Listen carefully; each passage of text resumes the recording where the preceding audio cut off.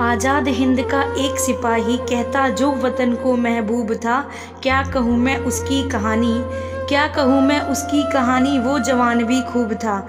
मध्य प्रदेश के ब्रह्मरा में जन्मा वो फौलाद था, कुल से था पंडित, सीताराम और जगरानी की वो औलाद था। धरती को माँ कहता था, धरती को माँ कहता था, वतन की आज़ादी का सपना उसके हृदय में बसता था। बचपन से ही जो पिस्तौल से खेलता था, वो देशभक्त चंद्रशेखर आज़ाद कहलाता था। हृदय में बारूद उसके वो जनेऊधारी था, मातृभूमि पर जान निछावर करने वाला वो एक क्रांतिकारी था। अंग्रेजों को धूल चटा दे, वतन की को आंखें उठा के देखने वालों को माटी में मिला दे। अद्भुत शौर्य उसका लगता वो प्रलयकारी था, कलयुग में वो शिव का अवतारी था।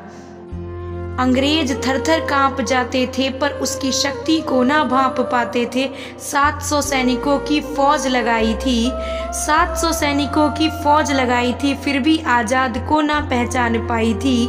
हथियार उसका खिलौना था, हथियार उसका खिलौना था, चिता ही उसका बिछौना था।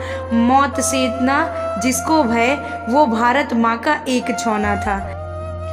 मौत का वो करता तांडव था, वो समरूप पांडव, लहू के एक